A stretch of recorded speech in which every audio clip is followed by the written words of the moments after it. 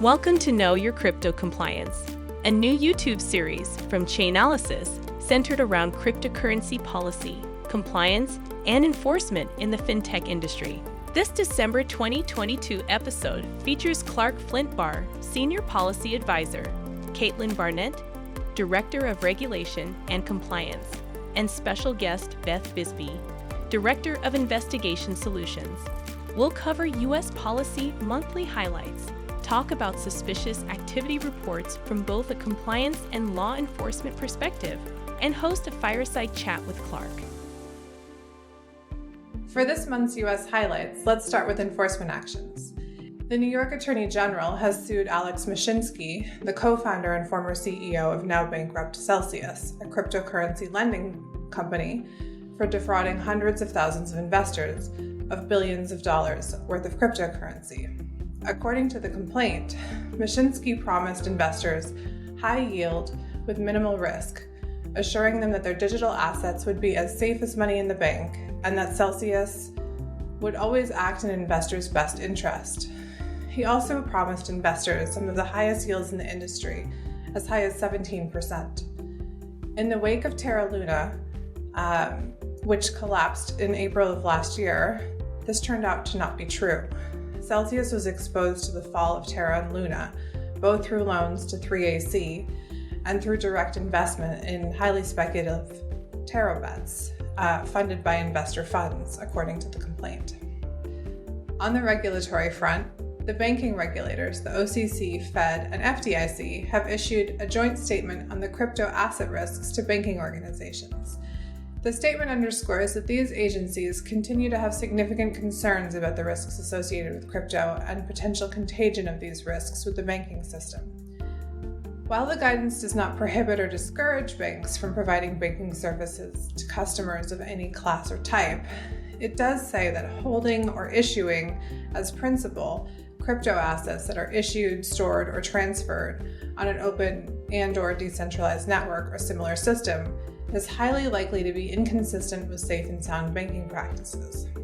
That is to say, these bank regulators are wary of custodial services and token issuance. The statement also says that agencies have significant safety and soundness concerns with business models that are concentrated in crypto asset-related activities or have concentrated exposures to the crypto asset sector. This echoes the recent rules endorsed by the Basel Committee on Banking Supervision, which suggested that a bank's exposure to certain crypto assets must not exceed 2% and should generally be lower than 1%. As regulators continue to grapple with these concerns, it will be important for the industry to work with them to understand how these risks can be mitigated. And finally, on the Hill, the House Financial Services Committee has announced that they will have a subcommittee on digital assets, financial technology, and inclusion, which will be chaired by Congressman French Hill. This is very exciting because it is a sign of the growing importance of the crypto industry, and it will be very interesting to see what issues they choose to take up. Hi, I'm Caitlin Barnett, and I'm really excited to be joined by Beth Bisbee. Thanks for joining me today, Beth. I would love if you could just give a quick introduction of your current role and your prior experience to getting to Chainalysis. Really happy to be here. Thank you, Caitlin. So currently within Chainalysis, I'm the director of the Investigation Solutions. So I oversee a team of investigative specialists that help support public sector with their investigations. So anything from lead generation to case support to actually doing expert testimony. So all of those fun things kind of lead into what my role is at Chainalysis. Prior to Chainalysis, I've been here 2 years, which is crazy, but prior to Chainalysis, I was with the Drug Enforcement Administration, where I was an analyst there and developed their cryptocurrency program. So I've been within the cryptocurrency space since 2014 and supported all different types of investigations within DEA, which then led me into my current position here.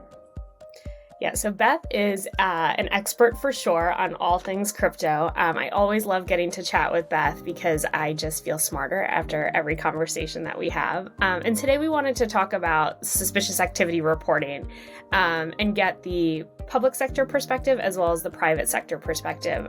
Because I think both of us have way different experiences in that when I was on, the private sector side filing a SAR, it almost felt like it went into this black hole and you never, saw what was happening with it. And then from Beth's perspective, she's reviewing thousands and thousands of SARs at a time. And, it's almost like finding the needle in a haystack to see which one is actually going to be helpful. So we're just going to talk a little bit about our experiences. And one of my favorite stories that I think I've shared with Beth in the past, it was when I first had gotten into crypto. I was at a roundtable event that included both public and private sector, and an FBI agent came up to me and told me how great one of my SARs was and that it led to this whole big investigation. And it was such an amazing moment for me because I finally realized, okay, it's not going into this black hole. They're really being used. The information is really useful. And some of the information that was in there that I kind of thought I didn't think it was anything special, but once they started subpoenaing the information associated with the SAR, information like, the woman that I filed the SAR on had listed that she was a housewife, but was depositing like hundreds of thousands of dollars. Okay, maybe, but when I asked her questions about it, couldn't back up where that money was coming from. So it was just such a cool moment for me. And I'd love to get, Beth's perspective on what it was like reviewing SARs, especially, crypto related SARs and any investigations that you can talk about. Yeah, no, so we love hearing those types of stories too, just because the information that's filed within SARs is so valuable. And many of the investigations I supported were and stemmed from SARs. So even though it may feel like they go into the black hole, what the government actually does is that there's a SAR review committee and they meet monthly and they look at SARs and are able to then pass out and delegate the different SARs based off of whether it be threshold or threat type or different things like that for the agency. So every agency is going to have a different mission that they're serving. So for obviously drugs, it's money laundering and drugs for DEA. And so those were the SARs that were then categorized during these monthly meetings to then provide the leads and then build out investigations from that. So what's always valuable within any of the SARs is context like that, right? So having the conversations that the compliance team may have with the individuals that are setting up accounts, that's truly valuable because we can then leverage that from the government perspective to then build out an investigation, and that can help with the covert operations that we may look into, right? So in your example as the housewife, right? Like those are conversations that then can be planted for covert operations, which is awesome. And it's just awesome to be able to leverage that. So as much intelligence that can be derived from either the narratives or just even the attachments that are provided within the SARs are so valuable to build out the existing investigation. One of the most exciting investigations that I think I worked stemmed from a SAR. And it was an individual that had been operating on Silk Road. So for those that are not familiar with Silk Road, it was the very first darknet marketplace that existed back in 2013. And so fast forward to 2018, when the SAR was actually filed. And the suspicious activity that was filed for that was that these funds are being deposited into the exchange. When we asked the origination of the funds, the individual then was like, no, it's, I'm not sure where it came from and different things like that. But the value of the transparency of what occurs on the blockchain allowed the compliance team to actually say, flag here, they're actually darknet market activity funds. And so that SAR was filed, and we were actually able to then piece together all of that information using the information that was provided in the SAR, but then also leveraging the financial investigation toolkits that we have, which are looking at financial records, so bank statements and various things to add on to what was this individual actually cashing out or attempting to cash out for that. as well as using the blockchain. And so it was really powerful to be able to piece all of that together.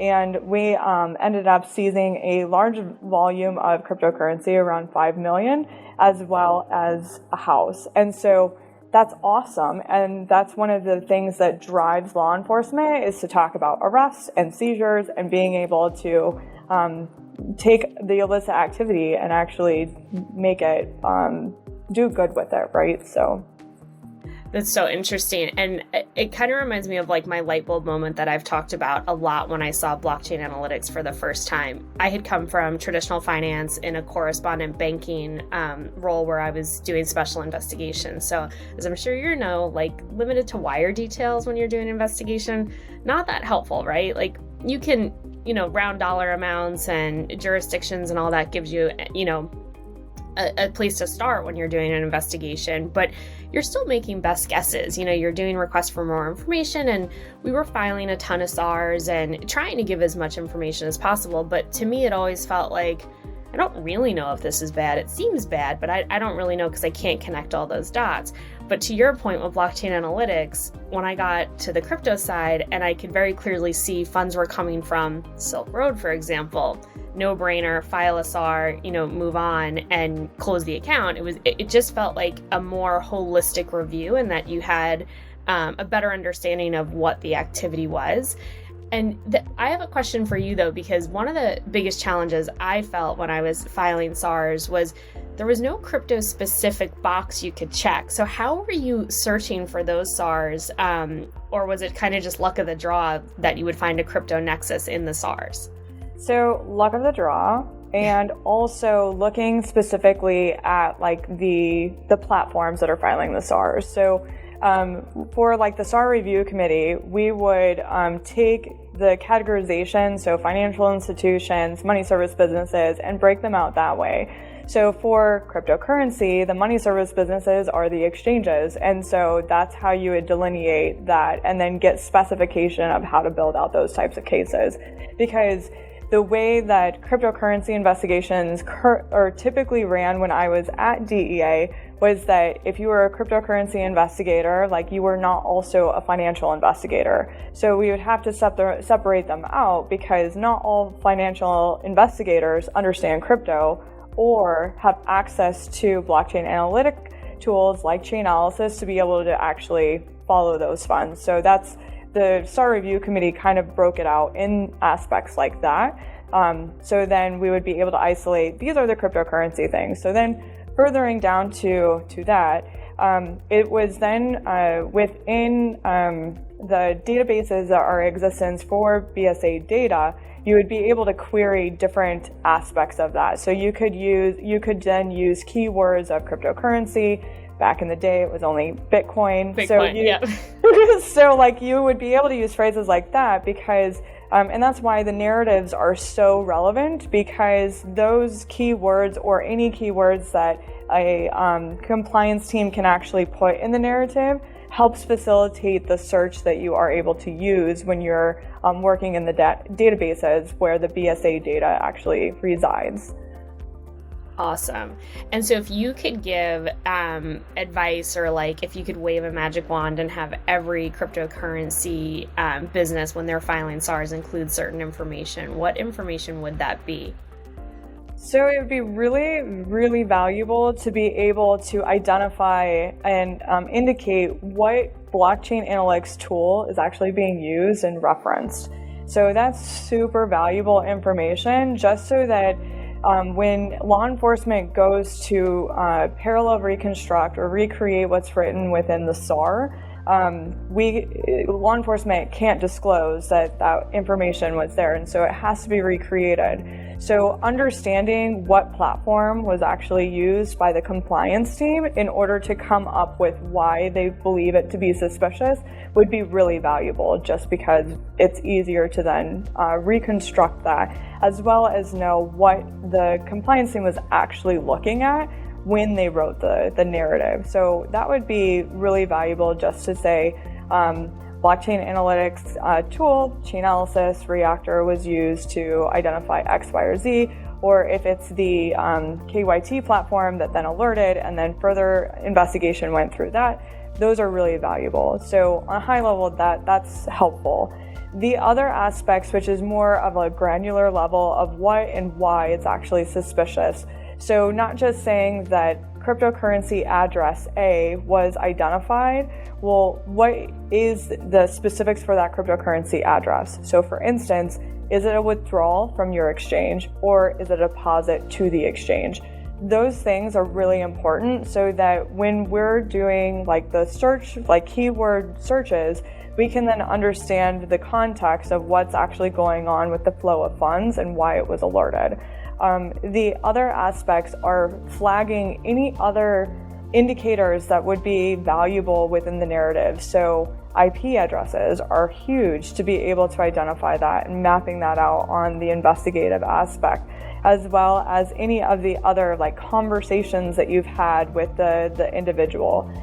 The other thing is also timeframes. So being able to like say, is this a recurring type of activity that continues moving through this type of account? Or is it a one-time thing that was just like, yep, like super suspicious, we're cutting it off? Or is it, no, this is a pattern that's been going on and then that's why it's considered to be suspicious. That's really great. And highlighting what blockchain analytics tool was used, I know I never did that. We would constantly just say blockchain analytics tool. We wouldn't say, the vendor, or we wouldn't say the actual tool within that vendorscape. So that's really good advice for anyone who's listening here. And then another interesting thing, different from traditional finance and crypto native, and I would be curious to get your thoughts on this. With traditional finance, I feel like you would file suspicious activity reports over and over again, continuing activity reports, kind of watch and see what happens, probably due to the fact that it's not that clear cut and you are relying on patterns of activity. But with crypto native firms, my experience at least, it was typically you were filing a SAR and closing the account. There weren't as many investigations where it was kind of watch and see. I would be curious for your thoughts on that if you saw the same on the public sector side.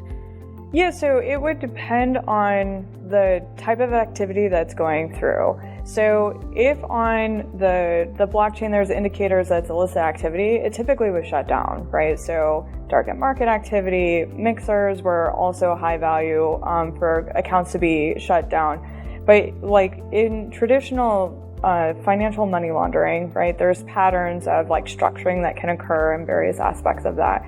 That can still be seen within the blockchain as well, and it may not be flagged as being illicit. So again, having rounded amounts that are being deposited on a regular basis, and does that necessarily match up with what the housewife was doing, right? Like those types of things mimic the same patterns that can be detected in traditional finance, but there may not be anything underlying illicit about that. You have to go a step further and have that conversation. So you may not be able to shut down the account right away. And so being able to like understand the different flags and risks that like are going through the exchanges are one of the things that all compliance platforms have the ability to flag and raise, but being able to really identify whether or not what is happening on the blockchain, which you can see, and then providing that real life context, I think is where you have the more watch and see, at least from the experience that I've seen when I was with public sector. This is so helpful, Beth, and I could talk to you all day about this. But any last final words for any, analysts out there who are filing SARs and sometimes maybe feel like it's not going anywhere? Yeah, no, it's one of the most powerful things within an investigation, and like I cannot even emphasize like how valuable they are. So even if it feels like it's going down in the massive pit of black hole SAR world, it's actually making an impact, and it's so valuable for public sector law enforcement to be able to leverage. Thank you so much, Beth. I really appreciate you taking the time to chat with me today. Thank you so much for having me. Always a pleasure. Hi, and welcome back to this month's Fireside Chat. As promised, I am turning the tables on Clark this month and getting to interview her. Just as a reminder, my name is Caitlin Barnett. I'm the Director of Regulation and Compliance here at Chainalysis, and joined by Clark Flynt-Barr, who is our Senior Policy Advisor. So we're going to get right into it. Clark, pumped to flip the tables and get to chat with you this time. So let's start really basic. Can you tell us how you got introduced to crypto? Yeah, absolutely. My introduction into crypto was perhaps a little bit less conventional, although maybe not for the folks at Chainalysis. I actually worked for the FBI. I was an intelligence analyst there. And so I had been working darknet cases. And so that was my introduction to crypto. And I had come to that actually from working Mexican cartel cases, or they wouldn't call them cartel cases, they'd call them transnational organized crime cases, TOC cases. And, you know, when you're looking at cartel money and laundering, those are really difficult investigations. The cartels are doing like such strange things when they're laundering funds. They're very creative. Most criminals are rather creative when it comes to their laundering. And it was very difficult to follow the flow of funds and figure out where the good nexuses were for a financial investigation there. Like if a cartel is burying money in barrels at the border, like physically burying it. Yes, physically burying. It's difficult to subpoena somebody to get information about that. Yeah. And I had done this rotation over in another unit that was working darknet marketplace investigations, and was sitting next to one of the FBI's best tracers and was watching her work. And was like, "What are you doing?" She was like, "Oh, I'm just tracing crypto." And so like went over and was watching her. I was like, "You can just see all of this?" She was like, "Yeah." And I was like, "Oh my gosh, this is amazing." Like it was just, you know, night and day from traditional financial investigations. And so yeah, maybe not your typical intro into crypto, but that's how I found my way. But you got here. Yeah. But I love it because it's and you and I bonded over this when we first met, because talking about how we got into crypto, even though it was two different sides, I was coming from, you know, the private sector, you're from the public sector, we had that same light bulb reaction where, oh my God, you can just clearly see where the funds are coming from and going to, and you know it's a bad place, instead of trying to literally, you know, dig up money. It's such a light bulb moment. So kind of piggybacking off of that, what is the most exciting case or initiative that you've worked on that you can obviously talk about publicly? Sure. So when I was at the Bureau, I was really lucky. I got to work with JCODE, which is the Joint Criminal and Opioid Darknet Enforcement Team. We should have made that acronym easier to say. Love our acronyms. Yeah, government really loves their acronyms. I think all industries do. But yes, and so JCODE was focused on opioid investigations on the darknet, as the name suggests, and they were looking at different darknet marketplaces, different vendors online, and it was great because it was a task force that had all of these different agencies involved. I think there were 11 different agencies at the time. There's probably more now. And that was a really interesting environment because I got to work with all these different people who were coming from different backgrounds and had access to different data sets and approached things differently. And, it was just a unique experience. You don't get to work cross-agency that often, especially as a headquarters analyst. And so I really enjoyed being able to do that and getting to work with counterparts at DEA and HSI and getting to see sort of all of the information that we could incorporate into our reports from the U.S. Postal Inspection Service, which was really interesting. So that was something I enjoyed doing a lot. That's awesome. And then you decided to come to the private sector side and join Chainalysis. You've been here, you and I started like the same day or same week, I think. So it's been almost 2 years, right? It has, yeah. I can't believe it. I think it feels almost like it's been no time at all, but also like it's been a million years. I think we always said a month feels like a year in crypto. Sort of forward time suspense in crypto. Yeah, I'm pretty sure crypto years are dog years. So can you tell us just a little bit about what does a senior policy advisor do here at Chainalysis? Absolutely.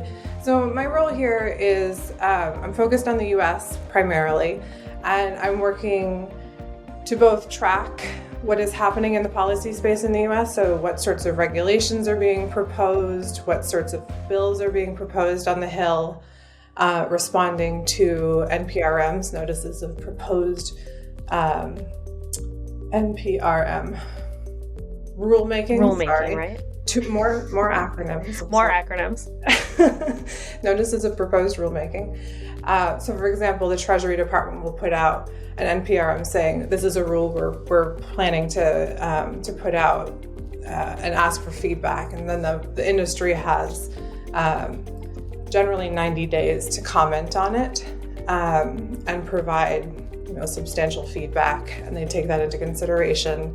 Sometimes they'll then go through another rulemaking process if they get too much negative feedback and they really have to revise it significantly, and sometimes they won't and they'll just put out a final rule after that.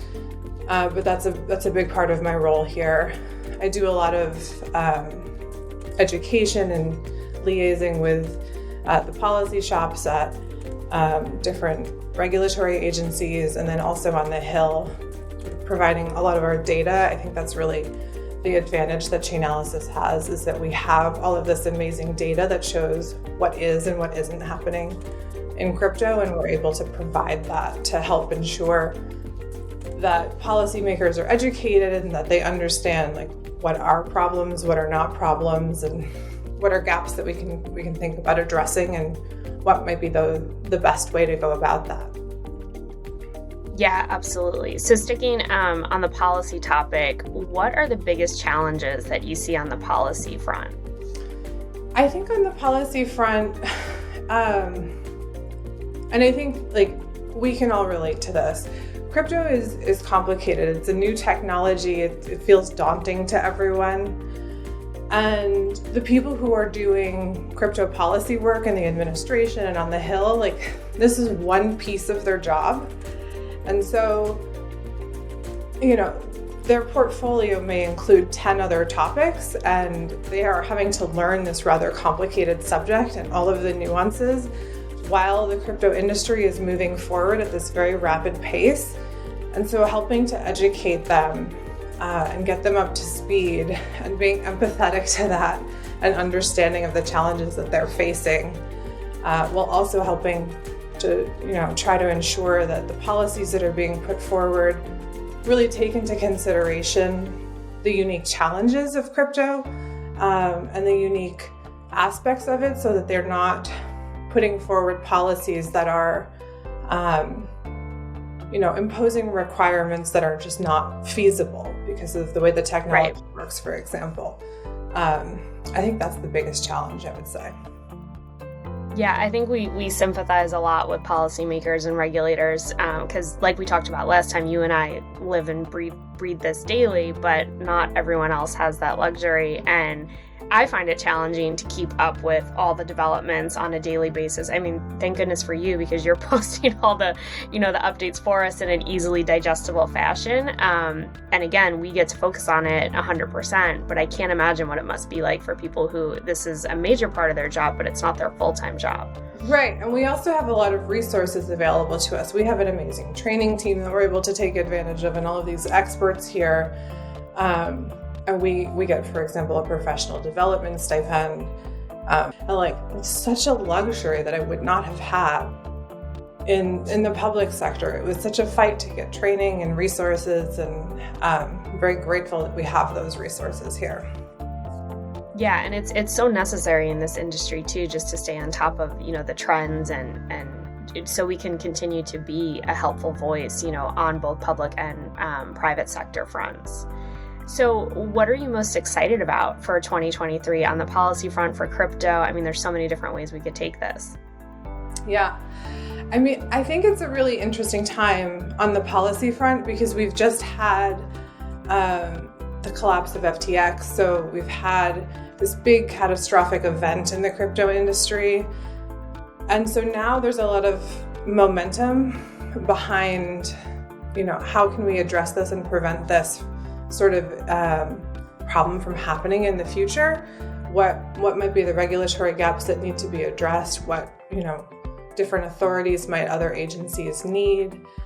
And also, while I do love elections and tracking all of that, while there are midterms going on, like everything sort of falls to a lull and everybody's waiting to see, well, we're gonna hold off until next Congress. And so having that, having the midterms be over and, hopefully being able to get back to business as usual on the Hill, and make some progress there and see the different, pieces of legislation that are being considered. I'm very excited to see some of that momentum.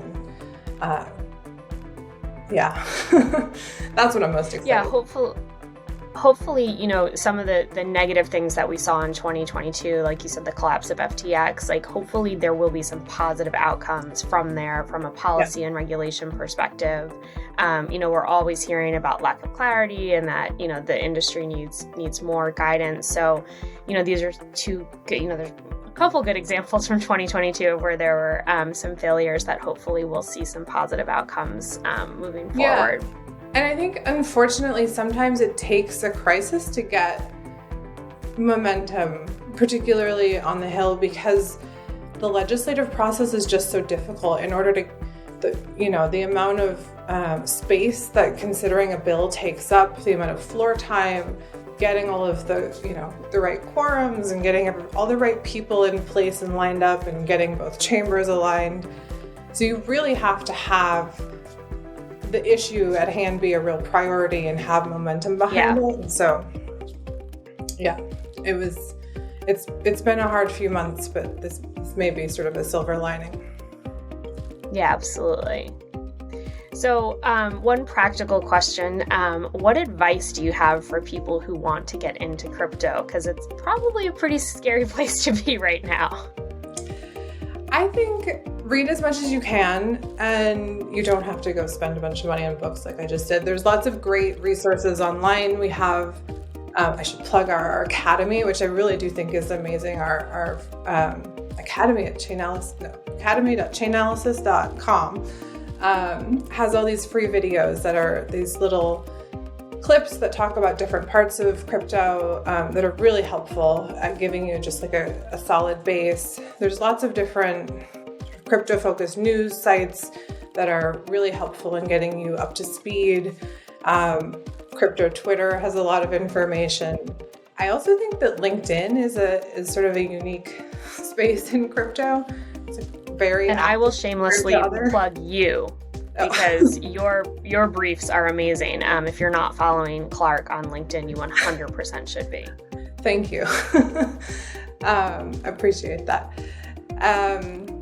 And I would also say that I think it's important to actually engage with the technology, like play around with DeFi, play around with NFTs, go make an NFT, and like become familiar with with everything that is happening in the space, play around in the metaverse. It's all super interesting. There's nothing boring happening in crypto. That's 100% true. Well, Clark, thank you so much for letting me flip the table and interview you this time. I always love hearing about your past life at the FBI and all your cartel stories and literally burying money and, your light bulb moment of crypto and blockchain analytics. So thank you so much again for letting me interview you. And I hope you all will come back next month where we're going to have a special new guest and we'll continue our fireside chats. Thanks, Caitlin. Like and subscribe to the Chainalysis YouTube channel to see more content like this. And we'll see you next month with a new episode of Know Your Crypto Compliance.